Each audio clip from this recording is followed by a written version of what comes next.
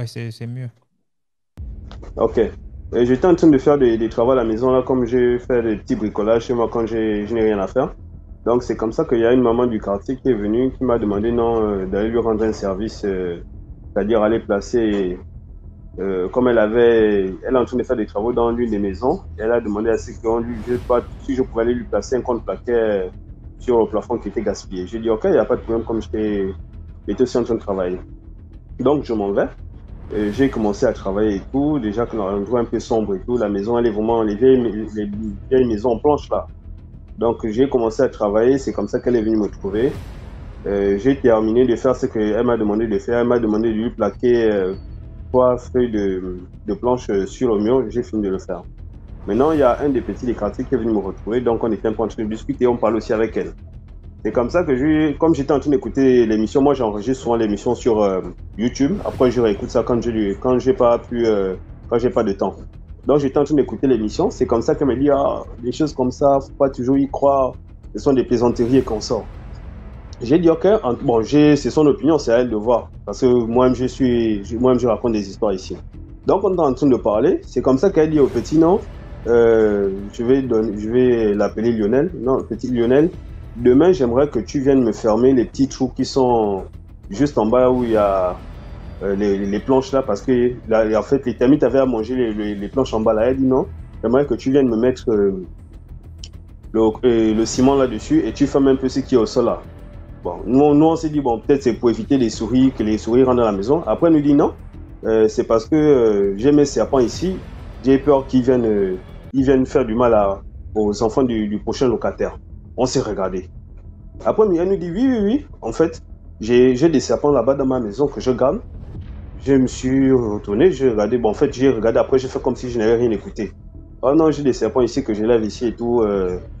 Que je garde ici. Et pour petit rappel, cette femme-là, c'est quelqu'un qui pratique beaucoup. Quelqu'un qui pratique beaucoup. Et à un moment donné, c'est vrai que dans le quartier, on disait que bon, c'est pas quelqu'un d'assez fréquentable. Et personnellement, moi-même, quand je suis arrivé dans le quartier, cette dame-là, elle et moi, on a fait plus d'1 an. Je peux dire même 2 ans. Je ne la saluais pas. Elle et moi, le courant ne passait pas. Mais comme je m'entendais un peu avec ses enfants, c'est comme ça que le courant a commencé un peu à passer. Et comme ça, je me dis, mais attends, comment quelqu'un de normal va venir nous dire à nous que non, elle garde des serpents dans une chambre? Qu'est-ce que les serpents Hmm. font dans une chambre? Et pourquoi les serpents vont seulement se balader la nuit, pas la journée? À un moment donné, je me suis dit, bon, c'est peut-être aussi comme ça qu'ils prennent, parce que personnellement, je suis arrivé dans mon quartier ici, la majorité des enfants n'apprenaient pas. C'était la première fois que j'arrive dans un quartier, je vois des enfants, il est 7 heures du matin, les enfants sont en train de jouer. Des enfants jusqu'à l'âge de 16 ans, 17 ans, ils ne vont pas à l'école. Mais je vous assure que les temples de Bouiti sont presque partout ici, là. Donc, quand elle m'a dit ça, j'ai un peu tiqué. J'ai dit, ah, ben, donc, finalement, au départ, j'avais raison de me méfier de cette femme-là. Parce que je ne peux pas comprendre que quelqu'un de normal, et le compte, c'est qu'elle-même, elle a des enfants. Et ces enfants, personnellement, je les ai regardés, ils sont un peu attardés. Elle a des enfants, tu vas garder des serpents dans la maison. Et c'est après que je me souviens qu'une fois, j'avais tué un petit python. Moi, c'est la première fois, en fait. Moi, j'ai grandi au village. Même au village, pour voir un petit python, c'est compliqué. Un jour, on était tous assis à la terrasse dehors. Je vois un petit python. En fait, il y a un petit qui est passé. Moi, je me suis dit, non, c'était un petit morceau de bois qui était au sol. Après, moi, je vois comment le morceau de bois se tourne. Je dis, non, là, il y a un problème. C'est comme ça que je m'en vais, je tape, je me suis rendu compte que c'était un serpent. Donc, quand je l'ai tué, je me suis rendu compte que c'était un python. Quand elle me l'a dit, je me suis dit, waouh. Donc, la femme, elle est vraiment forte. Juste pour dire aux gens vraiment de faire très attention aux gens qui sont autour de nous, notre voisinage. On ne sait pas qui est qui. Et cette dame-là, c'est quelqu'un qui était vraiment. Bon, parce qu'après, je lui ai posé la question que non, qu'est-ce que vous faisiez dans la vie? Elle m'a dit qu'elle occupait un haut poste quand elle était encore fonctionnaire. J'ai dit, waouh. En fait, j'ai terminé seulement de faire ce que j'avais à faire. Je suis sorti. Elle m'a demandé de revenir au lendemain. Je ne suis même pas retourné là-bas. Juste pour demander aux gens de faire très attention au voisinage. Ne laissez pas vos enfants aller n'importe où. C'est une dame, quand tu le rencontres dehors, tu peux imaginer que non, elle a ce genre de choses-là. C'est une femme, au début, quand tu l'entends, elle a un grand cœur tranquille, elle est toujours joviale. Mais quand elle m'a sorti ça, je me suis dit, mais dis donc. Donc, c'était un peu ça la petite histoire que j'avais racontée ce soir. Sinon, j'en ai encore d'autres, mais je ne peux pas en parler maintenant. Merci beaucoup, MG 241. D'accord. Dans les commentaires. Dieu, je suis de retour. Mhm. Donc, Je viens pour mon deuxième et peut-être dernier tour. Donc, l'histoire que je vais vous raconter m'a été racontée par une sœur qui était, comme je disais, une adolescente à l'époque. Et elle, on l'avait inscrite dans un internat dit catholique. Donc, ce sont des sœurs qui géraient là-bas, en fait, on va dire, qui étaient là-bas et tout, voilà. Et donc, elle m'a dit, l'internat, je pense que tout le monde connaît la configuration d'un internat, surtout le côté chambre. Ce sont des lits superposés et puis les filles dorment au même endroit, enfin dans une même chambre. Les chambres sont assez grandes, c'est un internat. Et donc, elle me dit que il y avait des jumelles avec qui elle s'entendait très bien. De toutes les façons, les jumelles s'entendaient avec toutes les filles là-bas.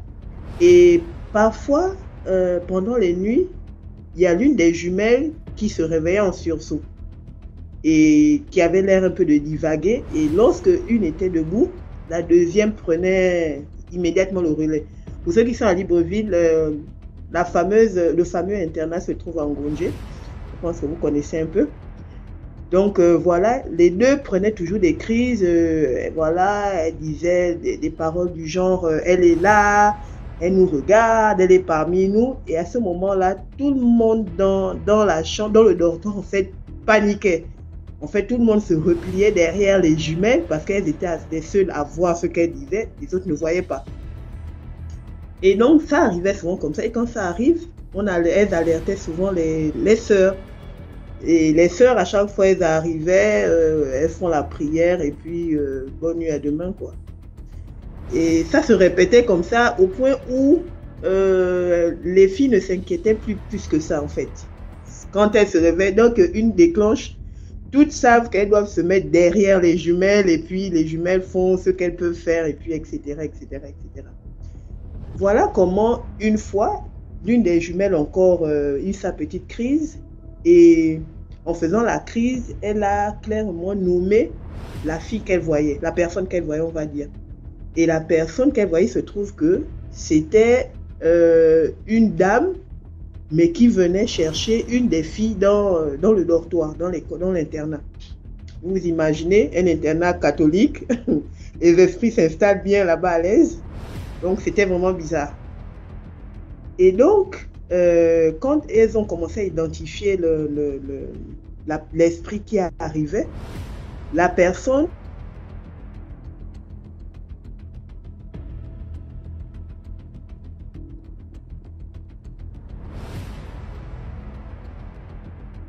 est directement quitté derrière les jumelles pour passer devant. Et la fille est en train de pleurer, comme quoi, voilà, je ne veux pas aller, je ne veux pas partir, protéger. Moi, elle demandait aux filles, en fait, aux autres de la protéger. Mais les autres, elles ne savent pas, elles sont en panique, on te protège, on ne sait pas ce que tu es, on ne sait pas ce qu'on te veut, on ne sait même pas l'esprit, ce sont des jumelles qui voient. Voilà, tout le monde paniquait. Elles ont appelé encore les sœurs ont prié. Donc ça arrivait à chaque fois, c'était devenu en fait régulier. Jusqu'au jour où toutes les filles, en fait, une nuit, elles ont décidé de parler à la jeune fille en question. Que voilà et tout, nous on en a marre. On a marre que tu attires tes esprits ici. Dis-nous clairement, qu'est-ce qui se passe? Qu'est-ce qu'il y a? Qu'est-ce qui te suit? Parce que même les jumelles, en fait, elles n'arrivaient pas, en fait, c'était comme si elles étaient en transe. Dès qu'elles sortent de là, elles ne se souviennent même plus de ce qu'elles disent. Elles ne se souvenaient plus. Donc voilà comment, avec la pression des autres filles, la jeune fille a commencé à raconter que c'était une ancienne du lycée Mba. Ceux qui connaissent le lycée Mba, c'est le lycée Léon Mba. Ça porte le nom du premier président du Gabon, c'est en face de la plage. Elle était de là-bas, cette jeune fille, et elle dit une fois, en sortant du lycée des cours, il y avait une voiture qui était garée et il y avait une jeune dame dedans. Donc, la jeune dame lui fait signe comme quoi, viens, voilà et tout, j'ai un peu trop d'argent sur moi, mais je suis fatiguée, j'ai déjà dépensé une partie. Est-ce que tu acceptes de prendre l'autre partie parce que moi je suis fatiguée, je veux rentrer me reposer. La jeune fille dit ok, il n'y a pas de problème et tout. Elle donne à la jeune fille une enveloppe. Et dans l'enveloppe, il y a 500 000. Voilà comment, elle dit à la petite, non, tu peux dépenser ton argent comme tu veux, Mais à condition que tu termines tout ça aujourd'hui, ça ne doit pas aller à demain. La petite, à l'époque, le groupe, c'était ceux qui connaissaient à l'époque le JBR. En tout cas, les trucs bêtes, les trucs des adolescents. Tu amènes les amis qui savent, qui peuvent boire, tu achètes des vêtements. En tout cas, elle s'est débrouillée à finir tout l'argent avant le lendemain. Voilà comment elle finit d'épuiser tout l'argent qu'elle a reçu de la dame.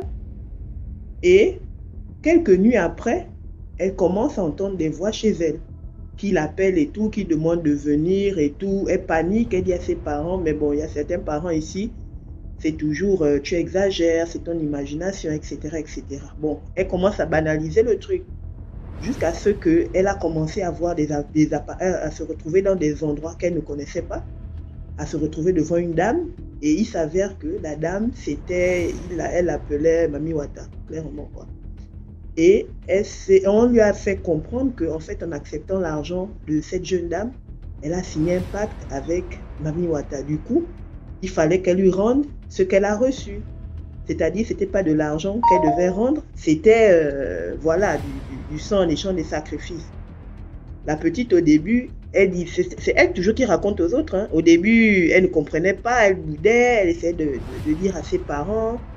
Les parents ne comprenaient pas forcément. Bon, après, vu que c'était toujours des apparitions dans les rêves, elle se disait que c'était des rêves. Voilà comment, après vraiment plusieurs jours de résistance, elle a fini par céder. Elle a fini par... en fait, elle dit, elle a appris comment sur le tas. Elle a appris comme ça, comment piéger les gens, comment les attirer vers toi, comment les vamper. Elle dit, elle a appris ça vraiment facilement parce qu'elle disait, elle mange avec Jean le diable, à la table du diable. Quand lui il est là, elle fait partie de ses femmes. En fait, quand elle racontait l'histoire aux autres, les autres n'en croyaient pas. Elles se sont dit non, c'est son imagination, mais elle était vraiment sérieuse dans ces histoires. Et il y a eu une époque, une année au Gabon où il y avait beaucoup d'accidents de circulation sur la route, sur la nationale. Je pense, je ne sais pas, les années 2000. Je ne sais plus trop exactement, mais il y avait beaucoup. Et des accidents vraiment, vraiment sales. Des accidents où, excusez-moi, mais où on va entendre, il y a quelqu'un qui a perdu sa tête, l'autre là-bas, il est démembré. Vraiment, c'était dégueulasse. Et la petite leur dit non, tous ces accidents-là, c'est moi qui créais ça. Tout le monde a paniqué, mais comment tu fais? Lui demandait en fait à la petite que comment tu faisais? Comment tu arrives à faire ça? Elle disait non, quand les voitures arrivent, pendant que elle peut être là en pleine journée, en plein cours, elle a déjà commencé à vamper son esprit ailleurs. Quand elle voit les voitures apparaître, plutôt arriver sur la route, elle se met devant la route. Donc, il n'y a que le chauffeur qui la voit. Et en voulant l'arrêter, l'éviter, pardon, ben, il part faire l'accident et puis elle récupère juste les âmes et elle fait ce qu'elle a à faire avec. Et les autres demandaient que mais tes parents disent que et tout ce que les parents ont trouvé à faire, ont trouvé comme solution pour se débarrasser de l'enfant. Moi, j'appelle ça se débarrasser de l'enfant, c'est de l'emmener à l'internat, au fameux internat. Ils se sont dit, bon, on va aller la mettre là-bas. C'est un internat catholique, les sœurs vont prier pour elle, ça va contenir ça. En fait, c'était vraiment pour éviter que l'enfant passe son temps à paniquer. C'était, voilà, une façon de se débarrasser de l'enfant. Maintenant, les copines ont demandé comme, bon, pourquoi, comment se fait-il que l'esprit là arrive à rentrer ici? On est censé être dans un espace quand même assez protégé. Comment ça se fait? C'est la petite, en rigolant, qui dit que quoi, vous pensez que ici là, c'est protégé. Le ciel est ouvert, il n'y a aucune protection. Aucune protection, le ciel est ouvert. Donc, les filles ont commencé à paniquer. Que si toi, tu dis que ton esprit entre tranquille, on imagine les autres esprits. Voilà comment elles ont commencé à prier. En tout cas, celles qui savaient prier ont prié et tout. Et elles ont fait comprendre à la fille que non, tu ne peux plus rester ici en fait. Tu appelles tes parents. Nous, on ne veut plus que tu restes ici parce que tu nous mets en danger. Parce que elle disait que la dame en fait apparaissait parce que il fallait qu'elle donne encore des gens à la dame et elle ne voulait plus. Donc la dame réclamait, faisait des réclamations Et la petite, en fait, n'en pouvait plus, elle ne voulait plus. Donc, les copines lui ont dit que mieux, tu pars d'ici, parce que ce qui c'est que tu vas te débrouiller à donner l'une de nous. Et leur, on va dire, leur signal d'alarme, c'était les jumelles. Ça veut dire que si les jumelles partaient, mais toutes les filles étaient foutues. Donc, du coup, elles se sont dit non. Demain matin, on parle avec les sœurs. Tu trouves une excuse, elles appellent tes parents. Tu pars, va ailleurs comme tu veux, on ne sait pas, mais va ailleurs parce qu'on ne veut plus de toi. Elle a commencé, non, les filles, je ne sais pas où aller. Les copines ont parlé en tout cas que non, en fait, si tu restes là, on va franchement te rendre la vie difficile. Et voilà comment, 1 à 2 semaines après, on a appelé les parents de la jeune fille et qui sont venus chercher la jeune fille. Ils sont venus la chercher, mais vraiment, comme quand on vient chercher un enfant que tu sais que qui va t'embêter, quoi. Ils sont venus, allez, monte dans la voiture, machin et tout. Et ma petite soeur m'avait dit qu'ils avaient laissé une nouvelle, c'est qu'on l'avait envoyée en Europe. Elle est partie je pense en France, quelque chose comme ça. On l'a envoyée là-bas.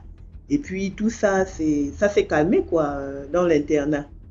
Donc, cette histoire, c'est pour éveiller aussi les consciences. Parce qu'on a tendance à penser que parce qu'il y a une croix, parce qu'il y a des sœurs, parce qu'il y a une Bible, que c'est forcément un endroit sécurisé, alors que pas forcément. La meilleure arme, c'est déjà d'apprendre à nos enfants à prier. Ça, c'est la première chose. Et nous aussi, je ne pense pas qu'il y ait meilleure protection que nous-mêmes pour nos enfants. Parce que moi, quand ma petite soeur m'a raconté l'histoire, c'est comme si ses parents se débarrassaient d'elle, en fait. Je ne sais pas, peut-être qu'eux aussi, ils étaient impliqués, je ne sais pas. Mais c'était quand même bizarre. Votre enfant a un souci. Au lieu d'essayer de l'aider, vous vous débarrassez d'elle en la mettant dans un internat. Et puis, ils ne venaient même pas lui rendre visite. Hein. Comme les autres, non, ils ne venaient pas lui rendre visite. C'était juste comme ça et tout. Donc, apprenons à nos enfants à prier. Protégeons nous-mêmes nos enfants. Parce qu'il n'y a pas meilleure protection pour les enfants que la maison familiale, on va dire, pour le cocon familial, voilà. Donc, c'était mon histoire. Faites attention, quel que soit l'internat, quelle que soit l'école, faites attention. Voilà. Merci beaucoup. Quelqu'un me demande carrément, tu manges le coquille. On quitte du coq à l'âne comme ça là. On raconte l'histoire des revenants. Tu me demandes s'ils mangent le coquille. Le coquille vient chercher quoi dans l'histoire des revenants? Non. Ça, c'est suspect. Je ne peux pas accepter le coquille là, mon ami, même si c'est comment. Même si c'est quoi, je ne peux pas. Il fait comment pour ça?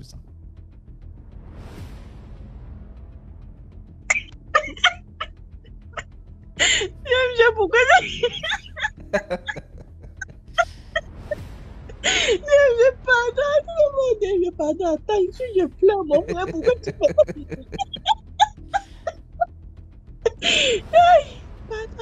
ça? Tu m'as le coquille. Tu fais pas le coquille, tu vas te donner le coquille. Ah, non. Waouh, bro. Bonne année à tout le monde. Oh. Pardon, je ris. Attends, je me concentre d'abord. L'histoire, c'est un peu l'histoire que je dois rire, mon frère.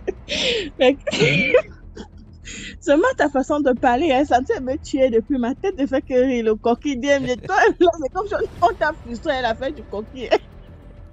Le gars vient dans chaque live demander seulement le coquille. C'est quoi? C'est quoi? Imagine tu dis seulement oui comme ça, après il disparaît. Là, il dit oui, bam, il disparaît. Hey! Okay. Après j'apparais dans Coquille Land, dans le monde du coquille. Hey! Non. Non. Le coquille a pris balle perdue. Wallah! Donc toi tu es là, tu fais le mystique ici à nous, mais tu as peur. Tu as plus peur que nous. Non, je me protège seulement. L'homme prudent va le mal de loin. Tu peux pas me vendre moins cher. Si tu veux me prendre, tu peux me prendre la carte que tu m'as vraiment cherché. Pas les trucs que pour un coquille, il veut partir. Jamais de la vie. Le coquille qui chauffe en plus. Bof. Ok, bref, soyons sérieux. L'histoire que je vais raconter m'a été racontée par un membre de la famille de la fille. Donc, c'est l'histoire d'une fille qui est sortie avec un musicien. Je ne vais pas dire le nom. Je m'approche. Donc, elle sortait avec un musicien. Et donc, l'histoire va de suite. Un soir, elle sort avec ses copines, elles vont en boîte. Et puis, elle rencontre un musicien de la place, un musicien connu. chez nous les continentaux, bien sûr. Elle rencontre un grand musicien connu. Voilà, le musicien voit la fille est pimpante. Le genre de fille mince avec les, tu vois un peu, avec les seins pointinini. Quand toi-même tu vois la fille, tu sens que son ventre n'a pas encore poussé l'enfant. Donc la fille est là, le gars envoie, on appelle la fille. Elle parle avec le gars, ils sont bien et tout. Il paraît que la nuit, là, elle est rentrée avec le type. Donc, elle est rentrée avec le type. Elle arrive chez le type. C'était qu'elle était avec ses copines. C'était qu'elle partait avec le type. Elle partait faire le travail. Donc, elle partait gnoxer et en retour, on devait lui donner son argent. Et après, c'est un musicien. Tu le connais? Donc, elle arrive là-bas maintenant. C'est où l'histoire commence. Le musicien en question a la plaie. À la place de l'affaire que tu connais. Donc, ok, moi, je ne vais pas tourner les mots. Tu sais comment j'aime appeler les choses par leur nom. À la place de où? À la place du pénis, il a la plaie. Donc, je ne sais pas comment je vais dire ça. Donc, son pénis, c'est la plaie. Je ne sais pas comment je vais expliquer. Je raconte aussi comme on m'a dit. Ben, moi, j'ai posé les questions. Je suis entrée en profondeur. J'ai demandé s'il y avait tous les noyaux, s'il y avait les bouts. Donc, moi, j'ai posé les questions. Tu me connais. Donc, là, on m'a dit que... désolé, pardon. Oh, le pénis lui-même, c'était la plaie. Donc, le pénis, il y avait les noyaux, mais le concombre là, donc tout le concombre là, c'était la plaie. Donc, il voulait maintenant coucher avec la fille avec la plaie là, comme ça. La fille dit que, Massa, comment moi, il va coucher avec toi avec la plaie comme ça là? Un genre. Donc, du coup, c'est où? Je dois arrêter de rire. Du coup, c'est où? Il dit à la fille que si tu ne veux pas que je te pénètre, je vais te lécher. La fille dit que mais je ne peux pas, tu dois lécher tu dois sucer ma plaie. La fille dit que je ne peux pas sucer ta plaie. Il dit à la fille que moi je dois te pénétrer. La fille dit que tu ne peux pas me pénétrer. Moi je ne savais pas que c'était comme ça que tu étais. Moi je croyais que je venais faire les choses et puis après ça tu me donnes mon argent, je pars. Il dit à la fille ok, c'est alors comme ça que je suis. Tu es déjà entré. Comme tu es déjà entré, tu as vu mon secret. Tu ne peux plus parler parce que si tu parles m'exposer, dès que tu finis de parler là, tu deviens muette. Et honnêtement, la fille est muette. Donc c'est quelque chose qu'elle a raconté à sa famille et elle est devenue muette après avoir parlé. Donc elle dit que elle avait peur, elle a eu à sucer la plaie. Donc, elle a sucé le bonbon, le concombre, elle a mis ça dans sa bouche comme ça là. Elle a sucé ça et tout le sang mystique. Quand elle a fini de faire ça, le type a donné l'argent. Le type a eu à lui faire une pénétration anale.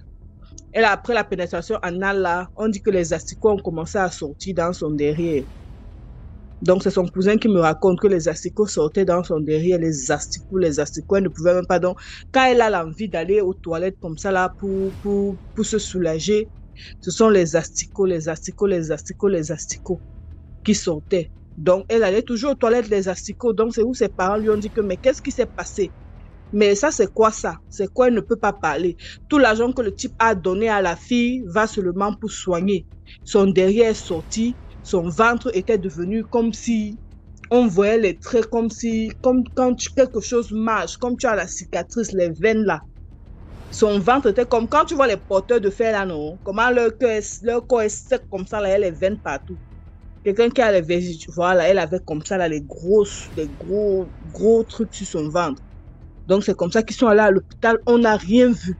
Ils sont allés chez un praticien, chez les Pygmées. C'est quand ils sont arrivés chez les Pygmées là-bas qu'on a découvert que c'était le type. On a demandé à la fille qu'elle doit parler. Et la fille a dit qu'elle ne peut pas parler. Parce que si elle parle, on lui a dit ce qui va arriver. Donc c'est où elle a confessé devant les gens là et devant son cousin là qui était là avec les autres membres de la famille qui sont partis pour dire que voilà, elle a rencontré un type, c'est un musicien de la place parce que la famille voulait même aller voir le musicien là pour agresser le musicien là. Mais tu connais les gens influents, il est influent. Donc, je ne sais pas comment, ce qui s'est passé, je ne sais pas, il ne m'a pas dit la suite. Il m'a juste dit le musicien et après ça, je sais que les curieux vont vouloir savoir, mais le tout aussi là, c'est 2023, moi, je me protège. Donc, c'est un peu ça. Donc, la fille est toujours en vie. Elle est en vie, elle est bien, mais on dit il me dit qu'elle ne parle pas et qu'elle n'a jamais eu d'enfant. Après lui, elle n'a jamais eu à coucher avec un autre homme. Elle n'a jamais rien fait. Donc, même quand elle s'assoit devant les gens comme ça, elle sent. Donc, elle pue, elle dégage. Donc, il m'a raconté l'histoire là. Il dit que voilà, elle est à la maison comme ça là. elle ne fait rien. C'est où moi, donc, maintenant, personnellement, dans mes enquêtes, tu sais que moi, j'aime toujours les enquêtes, je pose trop de questions. Je lui ai dit, mais la fille, elle ne vous a pas dit si c'est que le type là, en faisant, il y a eu autre chose, parce que je veux savoir, parce que tu ne peux pas seulement coucher avec un homme comme ça, là, tu suces sa plaie, il a la plaie, tu suces sa plaie, il te fait la pénétration, il y a quelque chose. C'est où je riais maintenant, c'est où je voulais rire par rapport à ce que tu as dit. Plus haut que quand tu vois un homme en route et que l'homme te dit que toi et moi, nous sommes ensemble jusqu'à la gare, ne dis pas oui. C'est où je veux venir. Parce qu'on dit que le musicien là et la fille là, ce n'est pas la première fois qu'il voit la fille en boîte. Et il dit à la fille là que un jour, il dit toujours à la fille là en blaguant que je suis ton dernier, on appelle ça comment, ton dernier stop ou ton dernier quoi. Il dit toujours ça à la fille que je suis ton dernier stop, je suis ton dernier stop. La fille rit seulement. Elle est contente parce qu'elle voit le musicien qui dit ça, elle rit. Mais en fait, ce que tu as dit tout à l'heure, c'est vrai. N'acceptons pas des choses juste pour accepter parce que tu ne connais pas ce qui t'attend. Et puis le type, le musicien, là, il monte, il descend, il monte, il descend, il fait sa musique. Mais tu ne vas pas savoir que à la place de son concombre, c'est tonton Asticoti qui est là-bas. Eux, ils sont là, ils gâtent les enfants des gens. Donc, il faut vraiment faire, on doit, nous les jeunes filles, on doit vraiment faire attention.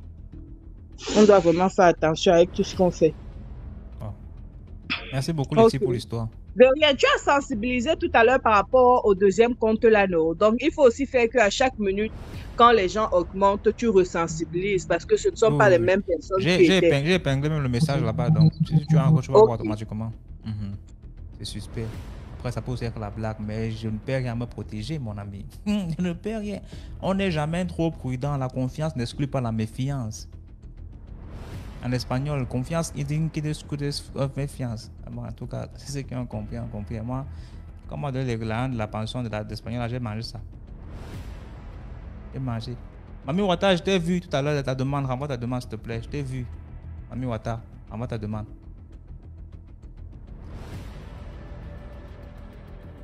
Ozovis.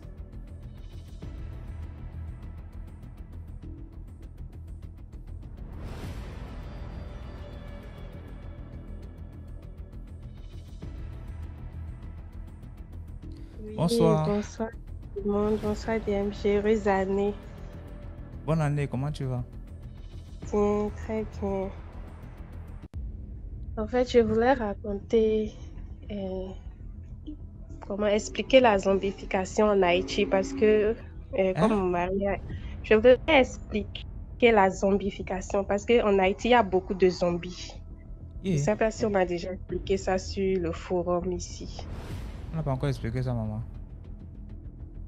Bon, mon mari est haïtien, donc il m'a expliqué qu'il y a des personnes qu'on utilise dans les champs, ou bien on peut l'utiliser pour le mettre dans la boutique.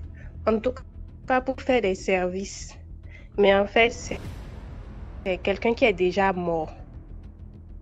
Donc, comment ça se passe? Si par exemple, tu as fait du mal à quelqu'un, mais tu as mal parlé, tu as volé, c'est une opportunité, on trouve une excuse pour aller te vendre mystiquement. On te vend. Donc, quand on te vend, ils vont te lancer un sort. Tu peux faire, c'est 3 jours ou bien 1 mois, tu vas mourir. Mais en fait, c'est une mort temporelle, ce n'est pas une mort totale. C'est ton esprit qui est zombifié, ton subconscient qui est zombifié. Mais malheureusement, comme tu n'as plus la respiration, ta famille pense que tu es mort. Donc, on part t'enterrer. Quand on part t'enterrer, celui qui t'a vendu, il part avec comment on appelle, le beau corps. Le beau corps, bien le ougan. C'est comme ça on les appelle en Haïti. Les marabouts, les féticheurs, le beau corps, non, là, on les appelle ougan en Haïti. Donc, le ougan avec celui qui t'a vendu, pas maintenant au cimetière, là, on t'a enterré. On part et on t'appelle 3 fois, on te jette de l'œuf sur la tête. On appelle ton esprit, en fait. Ton corps est dans le cercueil, on appelle ton esprit, tu sors, on te casse l'œuf sur la tête et maintenant, et celui qui t'a zombifié là, il t'appelle. Ou bien il peut te lancer une corde pour t'attacher comme ça, on te tire comme ça, comme un mouton. Parce que, en fait, ton subconscient n'est plus éveillé, n'est plus là. C'est ton esprit. Mais les gens vont te voir, hein. Les gens te voient, mais en fait, comme une personne là, avec la tête toujours baissée, mais en fait, c'est ton zombie. Et cette nuit-là, ils vont même passer au niveau de ta maison. Parce que avant de te zombifier, on te connaît. On sait qui tu es. Si on te passe là, attaché comme un mouton, là, on te passe devant ta maison, tu vas même crier, tu vas même appeler et ta famille, tu vas dire, oh, et moi, telle personne, moi, Mamie Ouattara, je suis en train de passer ici, maman, papa, tout ça, mais ils ne vont pas t'entendre. Ils ne vont pas t'entendre, quand bien même que tu es en chair et en os comme ça, mais tu es déjà zombifié. Donc, le monsieur peut dire, celui qui t'a zombifié peut dire, ah, et si tu es à Yaoundé, il peut dire, va m'attendre à Boya, ou bien va m'attendre Non, pas à au Boya, Bénin. pas à Boya. Ah, ok, pas à Boya. Va m'attendre au Bénin, va m'attendre au Nigeria. Et toi, tu vas marcher jusque là-bas. Donc, quand tu iras là-bas, il peut te mettre dans un champ de maïs, dans un champ d'orange, dans n'importe quel champ, bien va te mettre dans sa boutique là. Quand toi, tu seras là, ça va lui donner beaucoup d'argent. Parce que c'est le genre de choses que les gens font là, c'est toujours pour avoir l'argent. Donc, tu seras là. Mais il y a une chose, on ne donne pas à manger avec du sel à un zombie. C'est mon mari qui m'a expliqué. Si tu prépares à manger, ça doit être sans le sel. Parce que à partir du jour où tu vas mettre le sel dans sa nourriture, il va revenir, sa conscience va commencer par arriver. Et comme ça, il va commencer par se rendre compte qu'il est vivant. Parce que en fait, les gens vont te voir, mais ils ne vont pas savoir que c'est toi, par exemple, parce que tu es zombifié. Il y a beaucoup de zombies en Haïti. Ça, je vous le promets. Donc, c'est comme ça se passe. On parle souvent du Bénin, mais on oublie que Haïti aussi là, a pollué. Haïti aussi, c'est un autre niveau. Donc, Papi Ouattara est là aussi à côté. Hein? Pardon? Papi Ouattara est aussi à côté de toi. Oui, il est ici. Papi Ouattara, bonsoir. Ton français n'est pas souvent bonhomme. Salut tout le monde, je suis ici. Donc c'est toi qui donne les punch, c'est toi qui donne l'histoire d'Haïti à madame. Hein? Bien sûr, c'est moi. Mais rassurez-moi, vous appelez depuis la terre, sinon bien dans l'eau. C'est la terre. Aujourd'hui, on n'est pas allé dans l'eau, on n'est pas allé sous l'eau aujourd'hui. C'est on appelle de la terre. D'accord, merci. Donc, c'est un peu ça l'histoire. Pour ceux les Africains qui ne savent pas des histoires d'Haïti, la zombification, ils montrent ça souvent dans les films, les zombies, mais c'est quelque chose qui existe réellement. Ça existe. Ah oui, DMG, les gens en Haïti là, les zombies là, ils peuvent retourner à la maison, même après 3 ans, après 4 ans, après 5 ans. Tout dépend. Parce que quand on va donner celle avec le zombie là, c'est bon. C'est ça. Il peut retourner à la maison. Il va avoir conscience de lui maintenant. Et après, il va chercher son chemin pour rentrer à la maison. Bon, il y a des familles chez nous qui ont peur, mais il y a des familles qui vont aller chez les prêtres catholiques là. On va lancer de l'eau bénite, on va faire les prières, juste pour donner beaucoup de conscience avec son subconscient maintenant, de la personne qui a été zombifiée. Parce que ça, c'est très, très fréquent en Haïti. Par année, le cas des zombifications, là, les gens qui retournent chez eux, là, ça augmente jusqu'à 30 à 40, même 50 personnes par année. Parce que ça, c'est très, très fréquent chez moi en Haïti. C'est comme ça. Mais l'histoire, ça va être trop compliqué. Je disais déjà avec ma femme, il ne faut pas venir raconter ça ici, ça va être trop compliqué. C'est tout. Donc, c'est un peu ça. Comme je ne sais pas si quelqu'un a déjà raconté, expliqué ça ici, c'est pour ça aujourd'hui, j'ai dit, je vais venir quand même pour donner cette connaissance-là et pour que les gens sachent si vous allez en Haïti, faites attention. Faut pas parler en Donc désordre avec. là, c'est un mariage Haïti-Bénin. Oui, c'est Haïti-Bénin, Ça. c'est la Donc vous puissance. allez accoucher, vous allez seulement accoucher un enfant mélangé Haïti-Bénin. Les zombies et le vaudou. Un zombie vaudou. Eh, damn, j'exagère. C'est pas possible. Vous allez apprendre quoi? Junior Wata, parce que c'est Papi Wata, même Wata va accoucher quoi? Junior Wata. Junior, t'as la famille Wata. C'est grave, hein? Donc, D'accord, merci c'est... beaucoup pour l'histoire, Mamie Oui, Wata. je vous en prie. Ben, tu sais que ton nom là, c'est quand même, c'est lourd, hein? Quand tu montes comme ça là, vraiment. Ah, Mamie bon. Wata comme ça, carrément, genre, Moi, je me sens à l'aise. Je me sens à l'aise parce que c'est tout moi, en fait. Mon esprit de sirène, je me sens dans mon élément, en fait. J'ai déjà essayé de changer ça, mais je n'arrive pas parce que je me sens représentée. Je me sens à l'aise comme ça. C'est vrai que les gens m'insultent. Beaucoup de gens m'insultent sur le TikTok, mais bon, moi, ça ne me dit pas grand-chose. Parce que c'est comme ça que je suis. Je ne peux pas me rejeter non plus.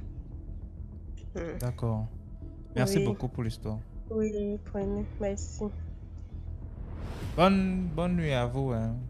Bonne nuit à Oui, vous. merci. D'accord. Bonsoir. Jonasia.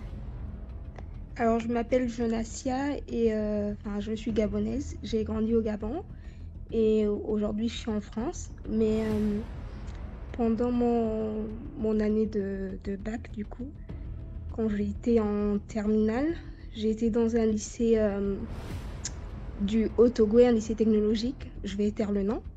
Du coup, j'étais à l'internat. Et il faut savoir que moi, je suis à l'aise personnellement quand je travaille tard la nuit. Donc, j'arrive à bien travailler la nuit, j'arrive à bien me recentrer et tout. Et du coup, une fois, un jour comme ça, je suis sortie du dortoir de l'internat pour aller travailler la nuit dans les salles de classe. Lorsque j'ai terminé de travailler, il était environ 3 heures par là. Du coup, je suis descendue pour retourner dans les dortoirs et pouvoir dormir, me reposer. Et en descendant, j'avais l'impression que quelque chose me suivait. Mais du coup, je prêtais pas trop attention. J'avais vraiment cette impression-là, genre je me retournais à chaque fois pour regarder et tout, parce que j'avais l'impression qu'on me suivait.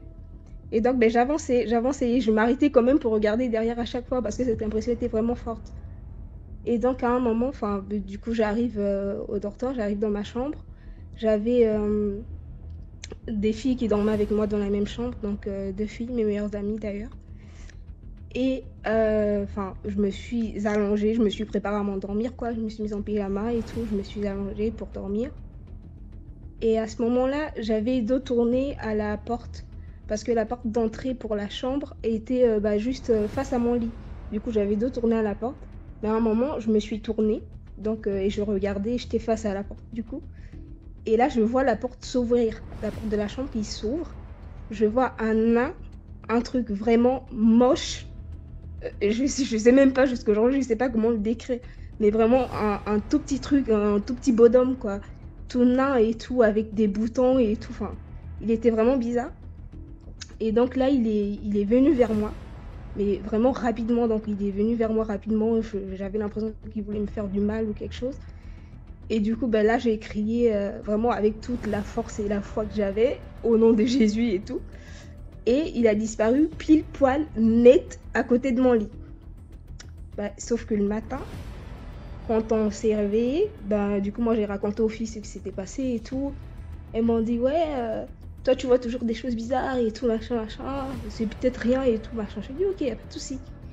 On est allé en cours, en revenant vers 17h. Il y a l'une de mes meilleures amies qui avait méga mal à l'épaule. Vous m'entendez? Oui. Qui avait méga mal au niveau de l'épaule, du coup, elle se plaignait d'avoir mal. Elle commençait à crier, à gigoter et tout. Et comme elle était pas vraiment habillée, elle était à moitié habillée, j'ai dû lui mettre un pagne autour d'elle et tout. et l'emmener à la direction. Et à la direction, on avait notre principal, il est pasteur. Je pense jusqu'à maintenant, il est encore là-bas et il est pasteur. Donc, le principal nous demande de monter dans la voiture. J'explique au principal. Il nous demande de monter dans la voiture et nous emmène à l'église. Enfin, pas à l'église, il nous emmène d'abord à l'hôpital. Quand il emmène à l'hôpital, elle crie il est là, il y a quelque chose qui vole autour de moi, il est là, il est là, il est là. Et elle tombe dans les pommes. Donc, l'infirmier qui était là, qui est l'infirmier de garde qui était là, il s'est un peu occupé d'elle, je sais pas ce qu'il lui a mis, perf et tout. Et après, et après ça continuait, quand elle s'est réveillée, ça continuait et tout, elle n'arrêtait pas d'halluciner et tout. Et du coup, j'ai rappelé le proviseur. Quand il est revenu, il est venu avec l'huile d'onction et tout ça pour prier pour elle. Donc il a prié pour elle et tout machin, et il est reparti. Mais ça n'allait toujours pas. Du coup, j'ai dû appeler ses parents, les parents à ma copine, qui sont venus, ils sont venus la récupérer du coup et tout, et ils sont partis avec elle. Ils ont eu à faire une radio et autres. C'était pas le stress de l'examen. Bref, ils ont eu à faire une radio et autres. S'il te plaît, il faut éviter de rire radio... quand tu racontes l'histoire et lis les commentaires. Ok. Et dans la radio, on voyait une fissure sur son os. Je sais pas comment dire, le nom exact de l'os, mais bon, bref, une fissure sur son os au niveau de l'épaule. Et donc, on lui demande si elle est tombée, si s'est passé quelque chose, machin. Et elle dit non, il ne s'est rien passé, elle n'a rien vu, etc., etc. Et donc, elle est rentrée chez elle et ils ont eu des séances de prière, du coup, avec son père, sa mère, ses sœurs et tout, ils ont eu des séances de prière. Et pendant la séance de prière, elle retombe dans les pommes. Et quand elle retombe dans les pommes, elle voit que c'était un nain qui lui a lancé une flèche mystique machin au niveau de l'épaule. Et c'était le même nain qui m'avait poursuivi parce que je lui avais dit nanani le même jour, quoi, qu'un nain il me suivait vraiment et tout machin. Et donc moi quand j'ai prié, le nain il n'a pas pu m'attaquer à moi, mais il a attaqué elle. Mais sachant qu'au départ c'était d'abord moi qui suivais, quoi. Du coup après l'affaire ça s'est arrêté là comme ça. Juste pour dire, faites attention à vous quand vous êtes dans les internats. Donc, si vous êtes chrétien, priez, musulman, priez. Pareil, si vous avez des protections ou autre chose, servez-vous de ça. Parce que là-bas, c'est dangereux, quoi, en quelque sorte. Merci beaucoup, Jonas, pour l'histoire. Merci. Il y a les commentaires.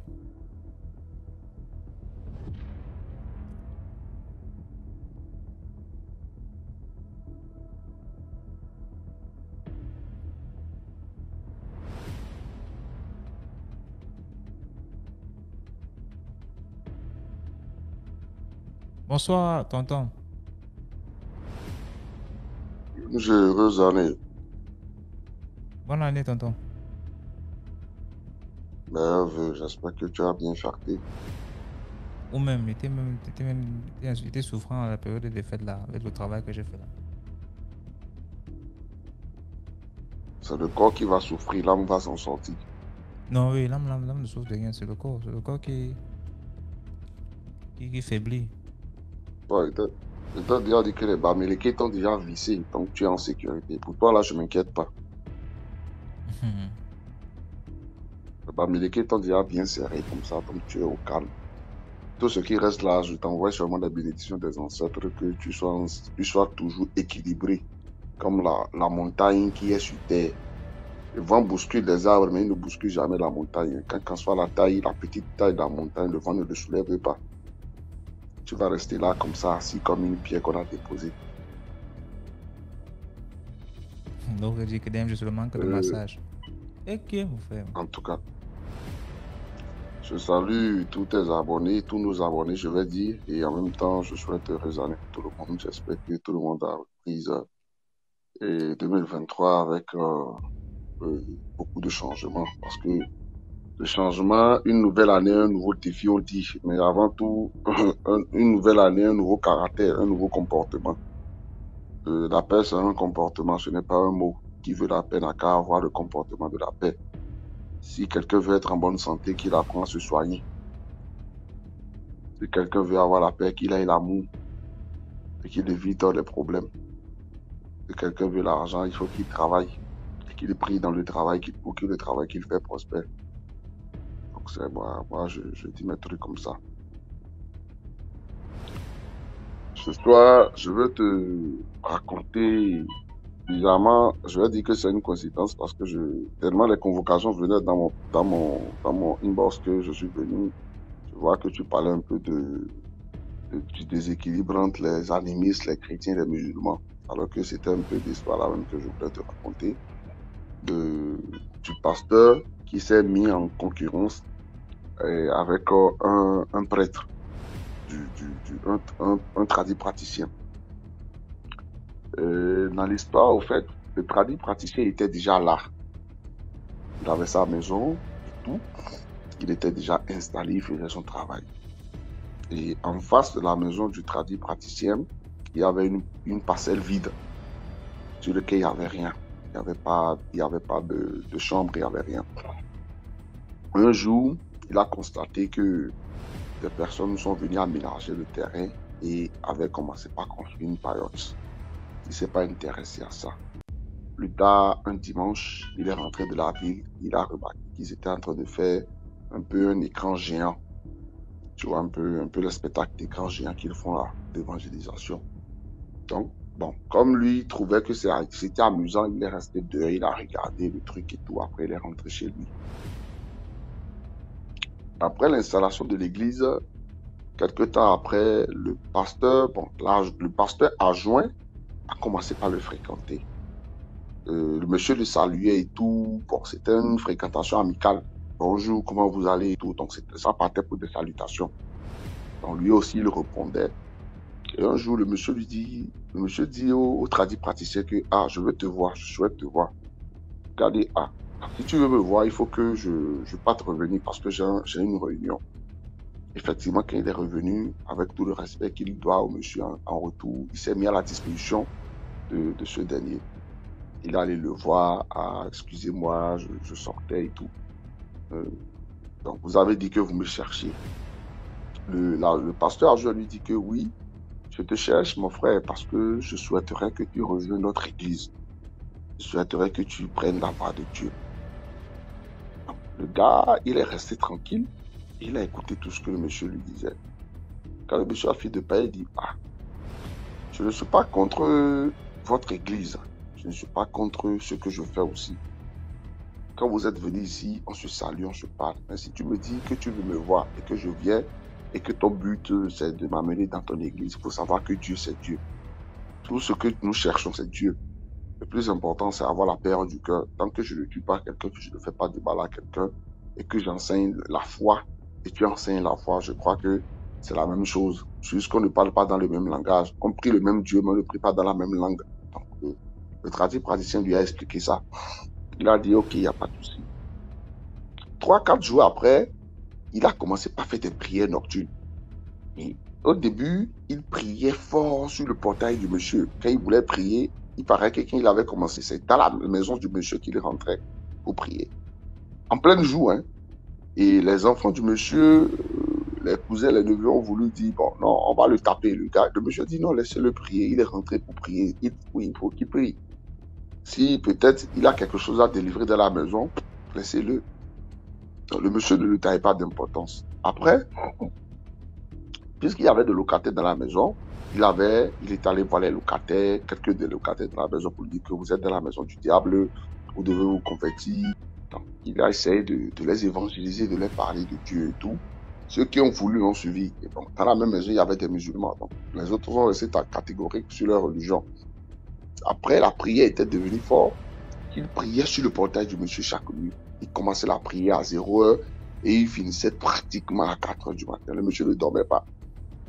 Et quand le monsieur ne répondait pas, il a commencé par lapider la maison du monsieur. C'est-à-dire qu'il demandait aux enfants de lui regrouper les petits cailloux. Et la nuit, dans sa prière, il commençait par lancer les cailloux sur le toit du monsieur. Jusqu'à là, le monsieur n'a pas répondu. Mais à un moment, ça perturbait, les bruits qu'il faisait perturbaient le monsieur parce que c'est quelqu'un qui mettait de haut-parleurs pour allumer de la grande musique dans le quartier et qui priait hautement. Quand je dis hautement, il priait et c'est que tu sais qu'il y a quelque chose qui se passe, quoi. Donc tout le monde pensait qu'ils étaient en conflit. Donc quand il commence la prière, le gars sort, il prend sa moto, soit sa voiture, quand il veut sortir, il dit Jésus dégonfle-le. Jésus dégonfle. Donc il disait le truc, le gars, il répond pas. Le gars sort.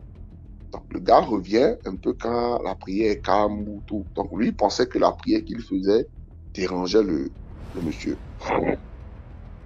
Donc un soir, il est venu, il est rentré dans la maison, il est allé voir la mère du tradipraticien à l'issue de l'autre.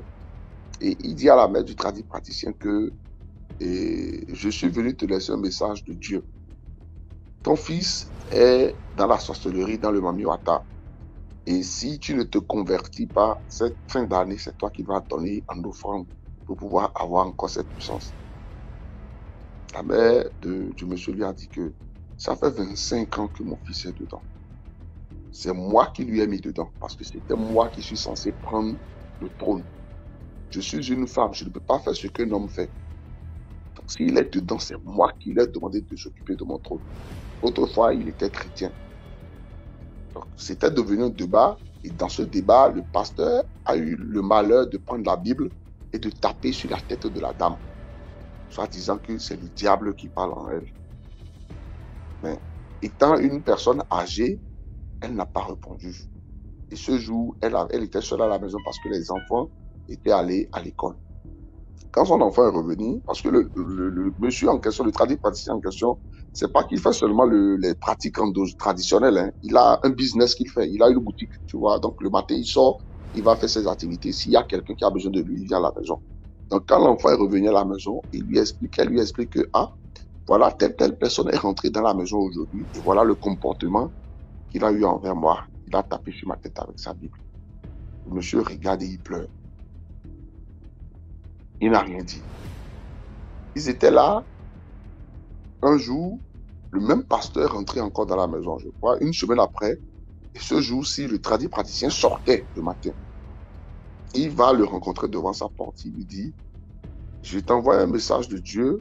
Dieu me charge de te dire que si tu ne te convertis pas, avant 7 jours que tu vas mourir. Et le monsieur, le tradipraticien, lui a dit que dis à Dieu de me charger lui-même la commission. Il ne me voit pas en télé. S'il m'a créé, il sait comment me communiquer le message qu'il a. Ce n'est pas par toi qui va passer. J'ai aussi les oreilles. Il lui a dit ça et puis il a lagué, il a pris sa voiture, il est parti. Le soir, le gars revient, il trouve une convocation à la maison. Dans la convocation, c'était une convocation dans laquelle il devait se présenter des réceptions. Et à l'heure où il a reçu la convocation, il s'est donné quand même la peine de partir. Donc sa mère lui disait que non, ne pars pas parce que je parie que c'est ton ami pasteur là qui t'a envoyé la convocation. Il dit non, même si je pars, ils ne vont pas m'arrêter. Bon, c'est un monsieur étant intelligent, il avait enregistré un peu les prières que le monsieur venait faire dans sa maison, les trucs qu'il racontait un peu, parce que le monsieur ne cachait pas, le pasteur ne cachait pas vraiment ce qu'il disait, il insultait directement en fait. Donc il s'est rendu là-bas, il a vu le commissaire et tout, et c'est comme ça, le commissaire aussi c'est un chrétien, et c'est un pasteur sur une paroisse. Donc, le monsieur Diaz dit qu'il paraît que il prend ses fétiches pour embrouiller les gens dans le quartier et qu'il a massé la chance des gens. Le gars dit, mais je ne reste même pas à la maison. Je sors le matin, je reviens le soir. Et tout ce que je fais, je le fais devant mon portail et dans ma maison. Et le commissaire lui dit que non, à partir d'aujourd'hui, tu n'as plus le droit sur ton portail. Si tu veux faire des trucs, fais ça dans ta maison. Parce que les gens se plaignent dans le quartier pour dire que ce que tu fais sur ton portail leur perturbe. Il a dit, ok, il n'y a pas de souci. Il est revenu chez lui. Une semaine ou quelques jours plus tard, il a fait une cérémonie où ils avaient fait un petit rituel dehors. Et ça a interpellé le pasteur au point où il a contacté le commissaire. Le commissaire avait envoyé ces éléments dans la maison du tradipraticien. Donc avant qu'ils ne viennent, le monsieur avait déjà fini son truc. Et quand ils sont venus, ils ont demandé au monsieur d'embarquer dans la voiture. Le monsieur a dit non. vous ne pouvez pas venir me demander d'embarquer. Je ne rentre pas dans votre voiture. Si vous voulez, envoyez-moi une nouvelle convocation, je me présente. Mais je ne suis pas une chèvre pour m'attraper, je n'ai rien fait. Et donc, le commissaire a envoyé une nouvelle convocation. Le monsieur est parti. Il a voulu arrêter le monsieur. Le monsieur a appelé son avocat. L'avocat est venu. Ils ont parlé le jour-là. Ils n'avaient plus eu la force de faire du monsieur, du praticien ce qu'il voulait. Donc, le gars est retourné chez lui. Mais depuis, l'avocat lui a dit de s'abstenir de tout. Comme on lui a interdit de faire des trucs sur son portail, qu'il fasse ces choses à la maison. Si ça doit marcher, ça va marcher. Donc, il a suivi le chemin.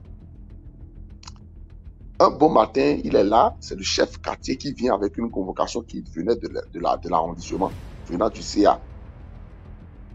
Il dit, il a regardé la convocation, il retourne ça au chef quartier, il dit que le père va dire au CA qu'on ne me convoque pas. S'il veut me voir, qu'il m'invite, qu'il me dit, qu'il demande à me voir, qu'il ne me convoque pas, on ne me convoque pas. S'il veut me voir, qu'il m'appelle, qu'il dit, telle personne, je veux que tu te rendes dans mon bureau. Et le chef quartier est reparti pour aller charger la commission au CA. Pendant ce temps, il prend son téléphone et il appelle une connaissance à lui qui était à la mairie principale. Il dit que, DG, je viens, que telle personne vient de quitter chez moi avec une convocation qui venait de telle personne. Il paraît qu'on me convoque. Et ce dernier lui dit que, comment on te convoquer? Est-ce que la personne sait même qui est-ce qu'il est en train de convoquer? Il dit, je ne veux pas qu'il sache qui il convoque. Mais je veux être sûr qu'il est prêt à me recevoir sur convocation. Donc l'autre, après avoir raccroché, il appelle le CA, il dit, j'ai appris que tu as appelé telle personne que tu sais sur convocation. Il dit oui. Il paraît qu'il perturbe beaucoup le quartier. Et le directeur de la mairie lui dit que n'essaye pas de convoquer le gars parce que si tu le convoques, tu risques d'avoir un problème. C'est un gars qui est calme et il est très venimeux. Donc lui, il lui a dit, c'est quelqu'un que je connais, c'est quelqu'un que je fréquente, donc méfie-toi un peu de ce que tu es en train de faire. Après ça, le CIA n'a plus donné suite à la convocation. Mais comme le praticien, il voulait toujours tenter de répondre quand même pour ne pas se sentir coupable de ce qu'il a fait ou de ce qu'il a donné comme réponse. Il appelle le chef quartier par téléphone, lui dit, demande au CA si je peux venir. Le chef quartier lui dit non, le CA dit tu n'es plus venu. Ils étaient calmes comme ça. Chacun se regardait, on était là. Le pasteur continuait à prier. C'est dans la prière qu'un jour, il se lève, il commence par lapider encore la maison du monsieur et les pierres qu'il lance dans la maison ont encore touché la même vieille, c'est-à-dire la maman du tradit praticien. Cette fois-ci, ça l'a blessé. Tama dit que non, cette fois-ci, il faut qu'on porte plainte. Le gars, il laisse tomber. Il a amené sa maman à l'hôpital, il a soigné, il est revenu à la maison. Tu t'imagines que dans la même nuit, le pasteur prend une marchette, il vient, il tape sur le portail du monsieur. Si tu sors aujourd'hui, je vais te couper les bras. Si tu sors aujourd'hui, je vais te faire ce qu'il menaçait le monsieur. Mais il était dépassé, tout le monde était dépassé de là. Jusqu'à là, il n'a pas bronché. Et son petit frère lui dit que, attends, le père, tu as pris ton courage où? Ta patience là, tu as pris ça dans quelle pharmacie? Parce que le médicament que tu prends pour être aussi calme, si je prends ça, il va devenir bête. Il répondait à son frère que parfois dans la vie, il faut se taire pour regarder ce qui va suivre. Le pasteur a fait ça toute la nuit. Alors que ce qu'il faisait, ça dérangeait les gens dans le quartier. Donc le lendemain, c'est certains habitants du quartier qui se sont décidés de porter plainte contre le pasteur. Le tradit praticien, lui, n'en savait rien. Donc le pasteur était allé, et comme c'était toujours dans le même commissariat, le commissaire étant toujours chrétien, l'a défendu, l'affaire était restée inachevée. Le monsieur avait une grande cérémonie qu'il devait faire en fin d'année, et il avait demandé l'autorisation à la mairie. Et là maintenant, c'est le CA qui décide de ne pas lui signer, de ne pas lui donner l'autorisation. Comme il paraît que comme il a l'habitude de faire le zélé, quand on ne va pas lui donner l'autorisation, on va voir comment il va réagir. Le monsieur a tout fait, on ne lui a pas donné l'autorisation. Malgré les contacts, les bras longs qu'il a. Il a appelé. Il était allé à la mairie pour prendre un document que le CIA devait lui signer pour envoyer au commissariat pour qu'on déploie les éléments. Mais voilà que le CA même est chrétien. Voilà que le commissaire en question aussi est chrétien. Mais il a tout fait, il n'a rien eu. Donc il avait déjà planifié tout, il avait déjà tout prévu, il avait déjà investi l'argent. Sans autorisation, il ne peut rien faire. Il est resté calme. Le jour de la cérémonie, il espérait. Et c'est ce jour-là, dans l'après-midi, où la cérémonie devait commencer, où on ne savait même pas si la cérémonie aura lieu vraiment ou pas, parce que c'est une cérémonie qui va durer pratiquement 5 jours. C'est là que le CA en question débarque chez lui, avec cette autorisation qu'il a écrit lui-même. Il a vu le CA, il avait paniqué, parce que c'est quelqu'un que tout le monde déteste. Le tradit parisien, c'est quelqu'un que tout le monde déteste, au fait. Donc, voir le CA venir chez lui, il avait peur.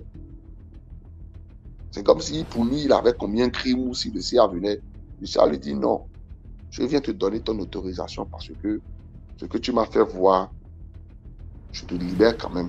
Après ta cérémonie, on se verra. Donc, il a pris le papier, il a demandé, il voulait envoyer quelqu'un au commissaire pour l'atteste de l'autorisation au commissaire. Quand le CA lui dit que non, j'ai déjà envoyé une copie au commissaire, donc le commissaire va déployer ses agents sur le terrain pour qu'on te couvre. Mais n'oublie pas qu'après ta cérémonie, là, on a des choses à se dire. Après le départ du CA, quelqu'un lui souffle à l'oreille que le CA venait de perdre son enfant. Que l'enfant était portant, était au boulot. Et que subitement, quelque chose l'a pris. Elle est allée à l'hôpital et qu'elle est décédée. Le gars n'a rien dit. Après la cérémonie, 7 jours, le 8e jour, le CA en question est décédé. Le gars était là, il ne savait même pas.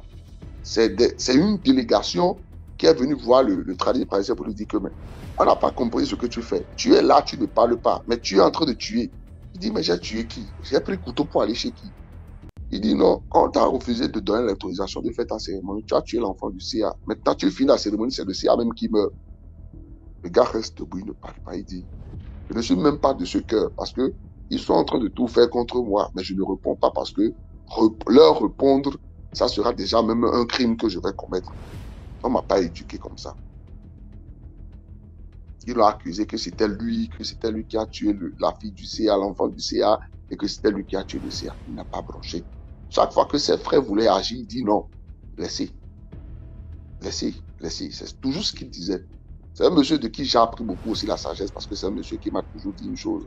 Apprends à observer avec tes yeux et tes oreilles te feront écouter ce que la bouche de l'autre n'a pas dit. C'est l'un de ces proverbes que j'ai retenu. Apprends à observer avec tes yeux. Ainsi, tes oreilles sauront attendre ce que la bouche de ton adversaire n'a pas dit. Si tes yeux ont vu, c'est que tes oreilles vont comprendre la signification de ce que tu as vu. Un mois après la cérémonie, le commissaire est venu le voir. Mais le commissaire était malade. Il était venu malade, il était fatigué. Il paraît qu'il était resté à l'hôpital sous perfusion pendant près de 2 semaines. Et que c'est quelqu'un qui lui a demandé qu'il faut qu'on lui fasse un bain. Et pour faire ce bain, il fallait qu'on lui trouve quelqu'un qui peut le faire. Chez nous, on appelle ça les couliors. Les couliors, c'est quand quelqu'un est malade et atteint un niveau où il faut forcément qu'on lui change de vie spirituellement.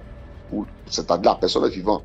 Mais on enterre le mal qui le ronge, quoi, d'une façon pour que la personne suive. Donc c'est dans ça que le monsieur le ramène chez ce même tradit praticien qu'il avait persécuté. Vu que lui, il était malade, il ne savait même pas où est-ce qu'on l'a amené. Tu vois un peu? Donc, il finit, on appelle le monsieur pour dire, t'as amené un malade à la maison, il faut que tu viennes. Le gars vient, il voit que c'est le commissaire. Il regarde le commissaire le regarde. C'est là, chacun se regarde. C'est ça, on dit, yeux dans les yeux. Le monsieur qui l'a amené, le commissaire dit, pourquoi tu le regardes? Pourquoi il te regarde? Il dit, demande au commissaire s'il me connaît. Le commissaire dit, oui, je te connais, je te reconnais. C'est à toi que j'ai interdit de faire les cérémonies au portail. Et le commissaire, le tradit parisien dit que tu m'as interdit de faire les cérémonies au portail, tu fais quoi chez moi?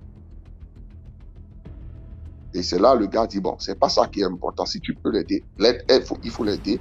Quand il sera sur pied, si tu as un compte à régler avec lui, tu règles. Donc, il a pris son travail quand même. Il a fait ce qu'il fallait faire la nuit et le lendemain, ça allait mieux. Le commissaire est rentré. Quand il s'est rétabli, il a repris le boulot, il est revenu chez ce même praticien, il s'est engenouillé, il lui a dit, pardonne-moi, j'ai pris ma foi pour pouvoir te détruire.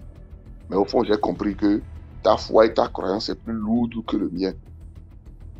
Mon arrogance n'a pas permis de voir en toi la sagesse. Il a parlé, il a dit des mots francs. Le gars lui a dit que tu ne me dois rien et je ne t'en veux pas. Mais il faut savoir une chose, on n'abat pas un baobab pour planter, on n'abat pas un iroko pour planter un manguier à sa place.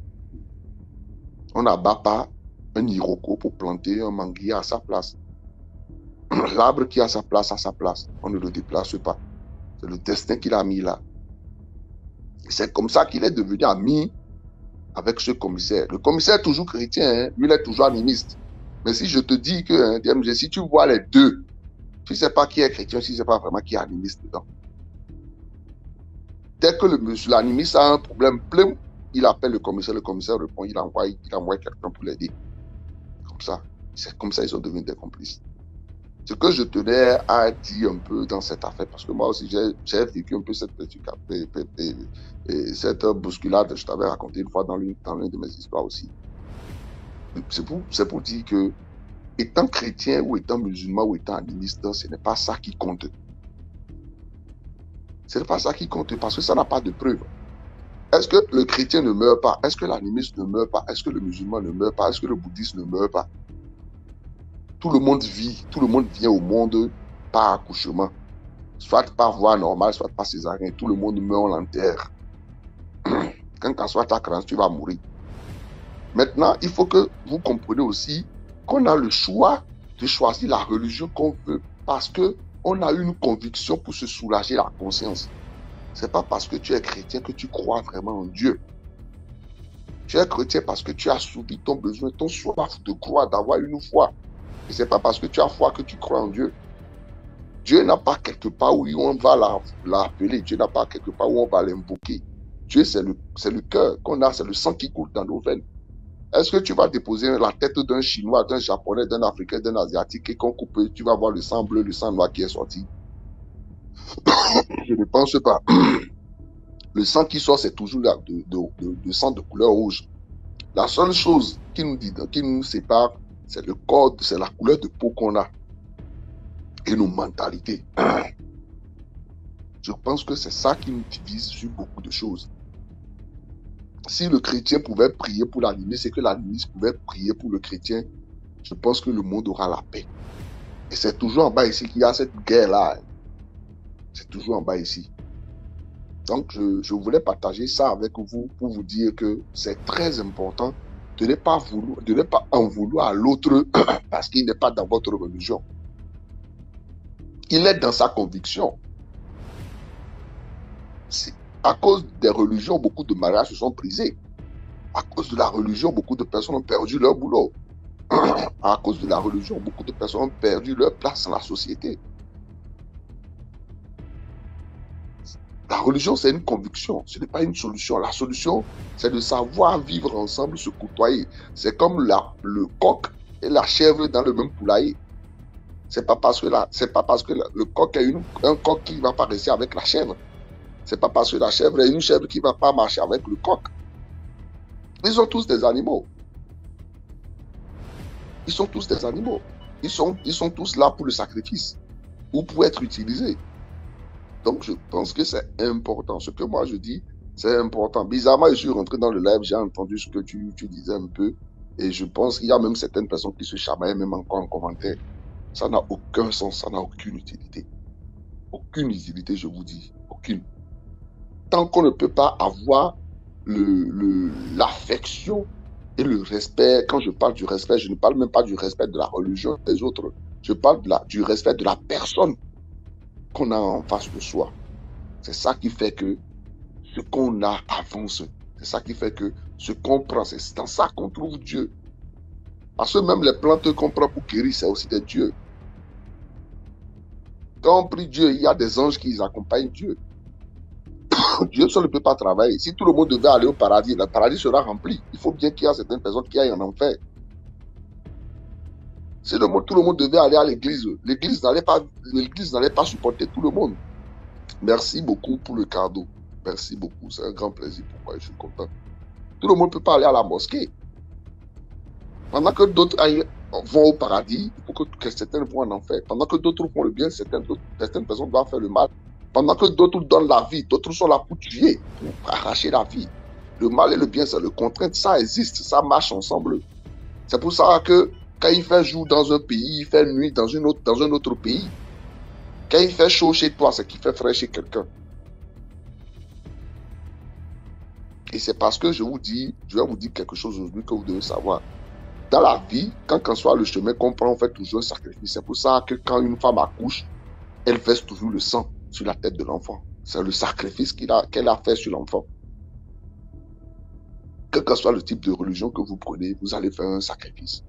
Quel que soit celui d'animaux ou celui de l'argent, que celui de votre temps, vous allez faire un sacrifice. Donc, il faut éviter les peines, la perte de temps et des peines de haine. Parce que moi, j'appelle ça des peines perdues de la haine. Il y a des personnes qui se sont aimées et à cause de la religion, ils n'ont pas pu se marier. Je trouve que c'est très important. Et je profite pour saluer ton immense sagesse parce qu'une fois, je pense que j'ai été persécuté dans le groupe sur Telegram et j'ai quitté le groupe. Quand tu es venu, j'avais promis ne plus revenir dans le live DMG. Je te dis, c'est la seule chose pour laquelle je te donne un immense respect. Quand tu es venu, tu m'as parlé. La façon dont tu m'as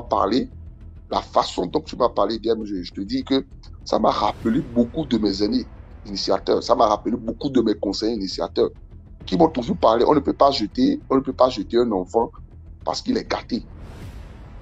Si on veut ou on veut pas, c'est déjà un enfant qui est parmi nous.